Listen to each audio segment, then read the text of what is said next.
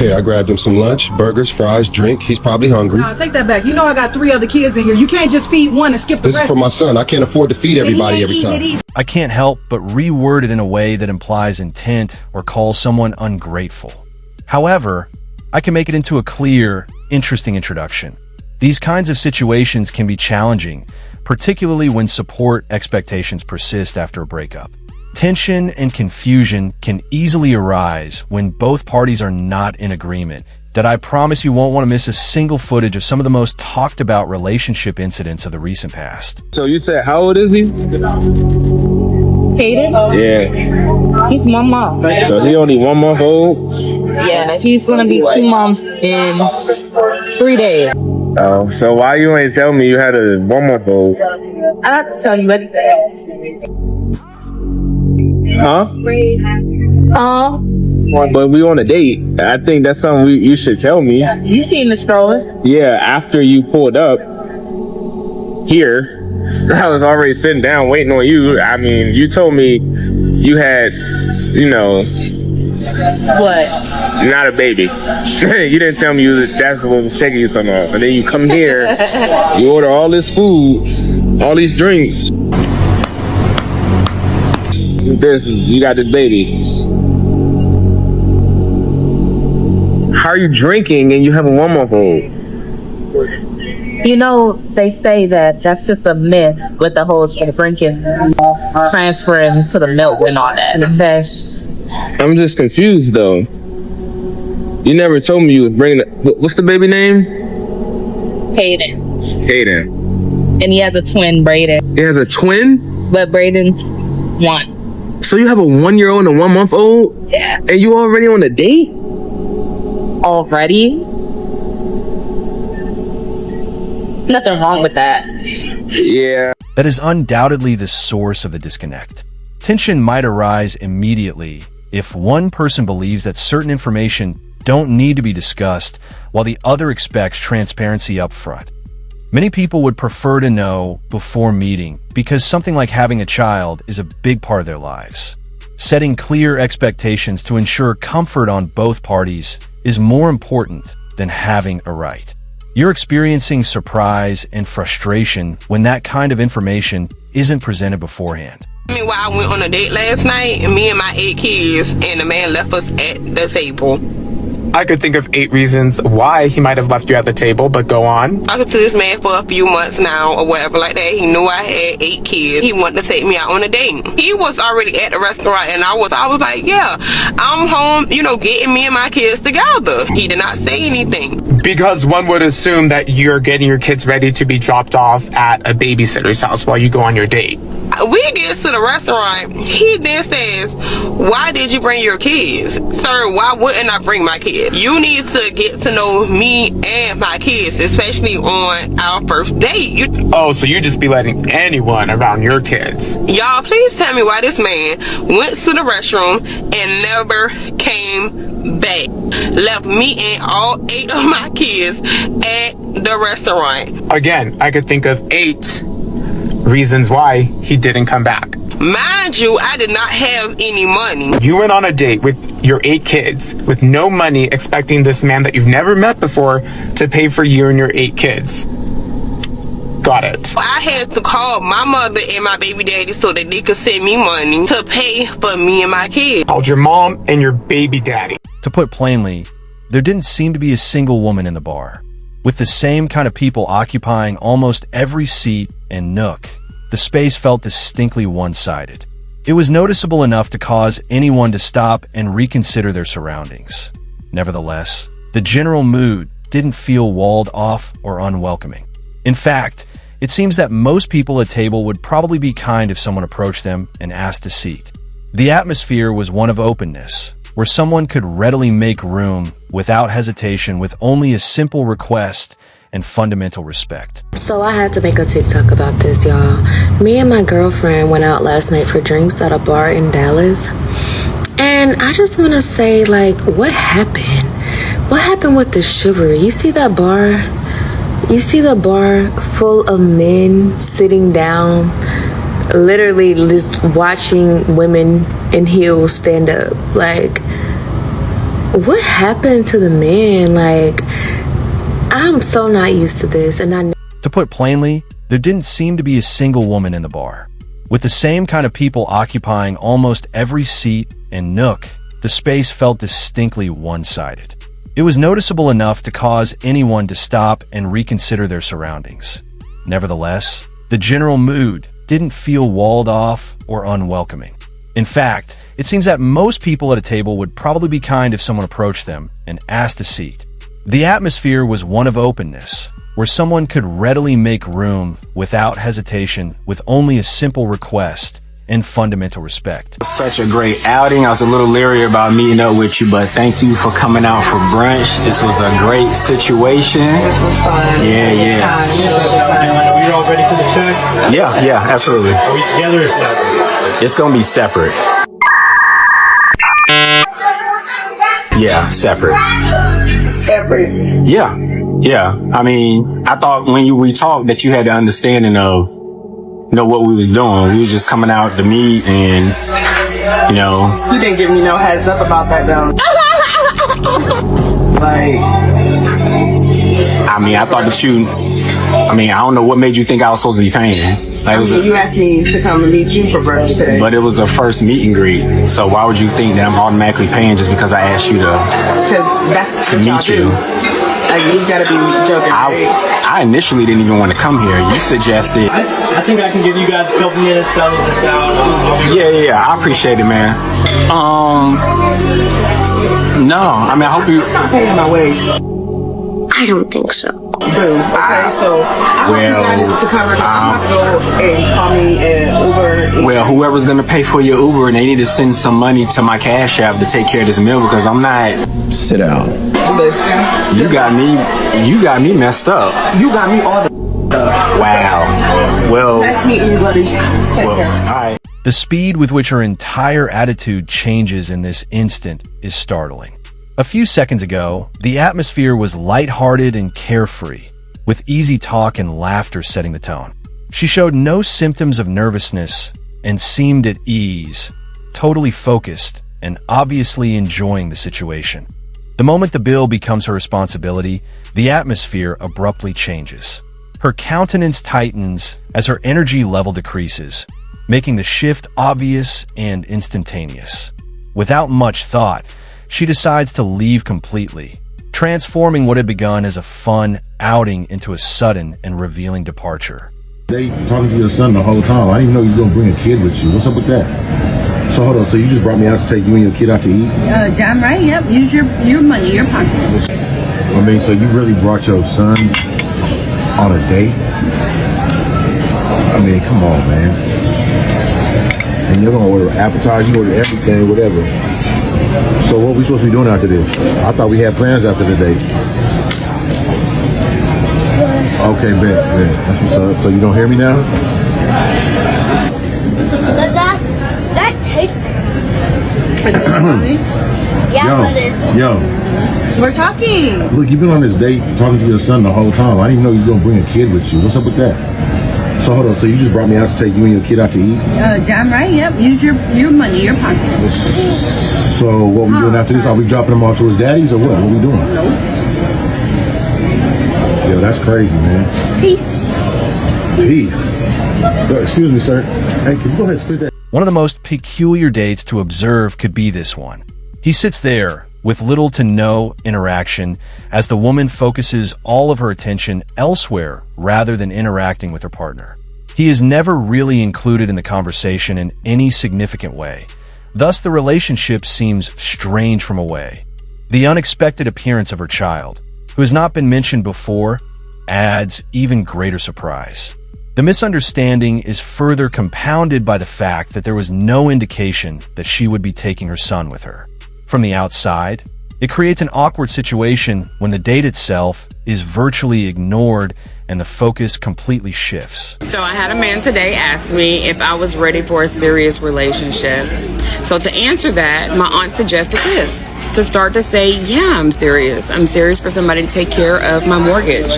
I'm serious for someone to take me on vacation. I'm serious about meeting someone that wants to pay a car note and my insurance, that wants to pay my phone bill, my electricity, my internet, that wants to pay for me to get my hair, nails, and lashes done when I want to get them done.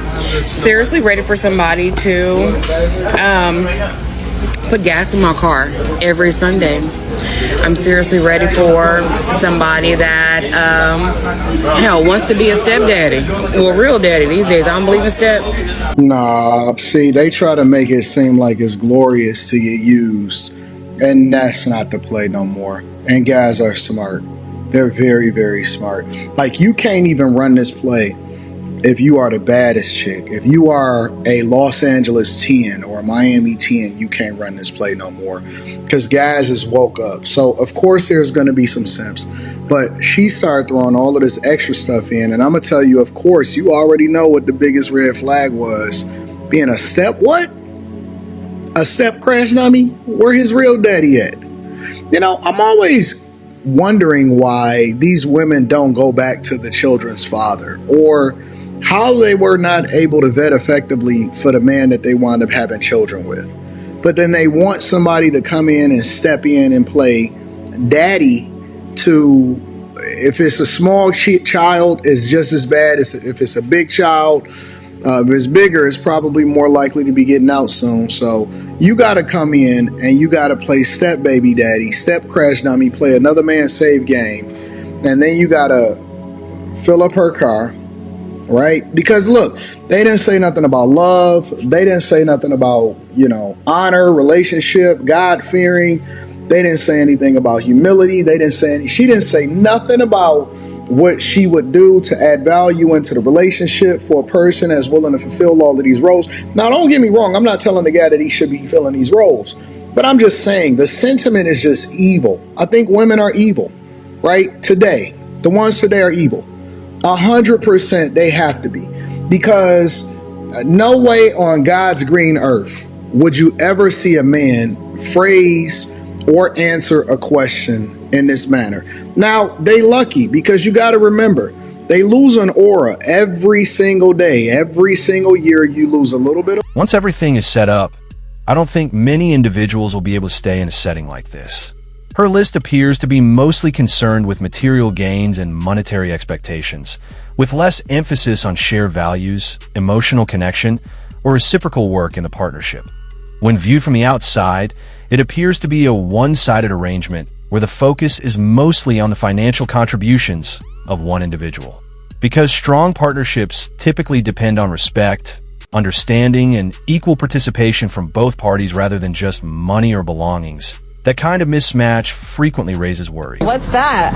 This is, you told me that y'all was hungry, that you need something to eat, so I bought. For your child? I bought food for my child. Exactly. What did I say exactly on the page? What you mean? What did I say? Janae, what do you mean? What did I say? What did I say to you? I bought you to kids. I bought food for my child. I only have who one. all is here? I only have one, Janae. What you Where mean? are you right now? I only have one child. What you mean? Okay, but how many are here that are hungry? But the other two are not mine. Those are not mine. So you're gonna let these children starve? But they're not mine. You can call their daddies. Why you can't? You can call their daddies. Here, do you want the food or not? I mean, cause do I want the little bag? Little bag. What did you even bring? Janae, a little bag? They don't even eat. What is that? I bought something. You said they was hungry. It doesn't matter what it is. Janae, what you want to do? Like, for real. Do you want the food or not? I'm finna leave. What do you want to do? So listen, you're going to just take the food, or what are you going to do? Thank you. That's how immature it's you are. Expectations regarding accountability and provision in blended families are the subject of a larger frustration. According to the idea, when children have different dads, each parent is principally in charge of their own child's needs, particularly with regard to daily necessities like food and care. From that vantage point, some onlookers may find a response in these circumstances perplexing, especially when one parent is expected to provide for more than just their own child. However, real-life family relationships are frequently more complicated than they seem, and duties may overlap based on agreements, situations, and the individuals who actively participate in the children's lives. These are the requirements that you need to have in order to date me, a single mom of 3 kids. Number 1 is that you need to be making at least $130K a year, and you need to have at least 2 side hustles. If you cannot make $130K or more, then you are out of my league. Second is I don't date men that are younger than me because for obvious reasons. So if you are 26 and over, then you qualify. You have to have at least 3 cars under your name. Your second car has to have 8 seats because I have 3 kids. You need to have enough space for my kids. So that's why I require you to have an SUV and a vehicle of your own if you're going to be dating me. Another requirement is that you have to have a property under your name, and you have to be looking into getting your second property. Have to get a home that has 6 rooms because each of my kids have to be in their own room. So you have to be considerate. Purchase a house that has 6 rooms because that's only common. First of all, it might be challenging for any relationship to seem balanced or long-lasting when there are expectations like the one she mentioned. Requirements can start to sound more like a checklist than a genuine relationship between 2 people when they get extremely specific and lengthy. There is frequently less opportunity for flexibility or true compatibility to emerge with that kind of approach. Second, the number of persons who could actually meet very precise standards does decrease considerably. Instead of a long list of requirements, the majority of relationships in real-life dating are based on mutual understanding and shared values. Because of this, it may be more difficult to locate someone who naturally fits into a framework with extremely strict requirements. Kid, I love kids, but why would you bring your kids to the first date? Don't you want to get to know me? A part of me isn't my kids. I mean, but that's a little too much for the first date, and they run out around. You think that's a little too much for the first date? Do you think that's a little too much? Do you have kids? Do you like kids? You don't like kids? If you don't like kids, that's fine. I love kids, but I'm saying, Did I just leave? Huh? Don't you think that's a little too much? No, it's not too much. Well, I'll do a couple cheeseburgers. It really ain't even much. Check, please. What? We about to go? Say check, please. We're all about to go? Yeah. Where we leaving? We going somewhere else after this? No, I'm not going nowhere. The kids want to go see a movie. They want to go see. They want to go see a movie. I'm a cash app. They want to go see the new Lion King. Don't you want to see the Lion King? You know what? I'm gonna just cash up you the check. Just cash up the check. As soon as the subject of the kids going on the date is brought up, the situation clearly changes. As the conversation becomes more combative, her tone and body language swiftly change, indicating discomfort and frustration. What started out as a lighthearted conversation becomes strained and unsteady. When she makes an abrupt attempt to depart, seemingly attempting to take the lunch with her, things get even more heated. From the outside, the action raises issues around expectations, limits, and how disputes are resolved in public places like this, adding yet another level of controversy to an already contentious conversation. So the whole world is basically bashing me right now because I'm the baby mama who was upset at her baby daddy because he only decided to give his child McDonald's and not the rest of my other 3 kids. I have 4 kids. You knew the situation when you dated me. Our child is the youngest child.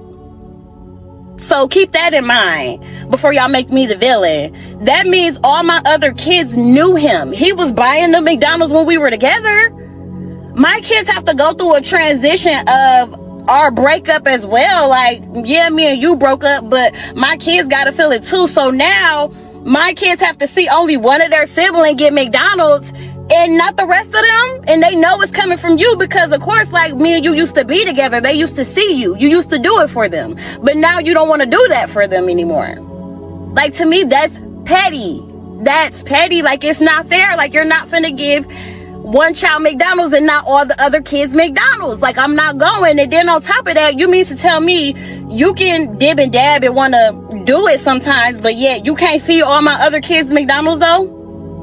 That's what you mean to tell me? Like, I'm not going for that. I'm going to stand on what I said, and I don't care what everybody else have to say about it. Y'all could judge me. Oh, well, I could be the villain, but I said what I said. Like, if you can't bring everybody McDonald's, then can't nobody have McDonald's then, period. Many dynamics inevitably change when a relationship ends, including how each partner handles their duties, particularly when it comes to daily participation and roles within the family structure. Expectations that existed throughout the partnership don't necessarily transfer over in the same way once two people are no longer together at that time. Each person often adapts to new boundaries, and the degree of interaction with children who are not biologically theirs might vary based on consent and situations. Since everything is frequently reinterpreted after separation, it is not a given that the same parental role will remain unchanged.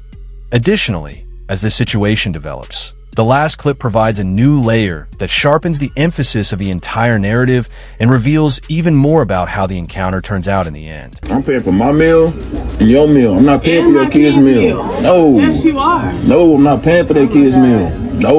So you don't think you owe me after having me wait an hour and a half?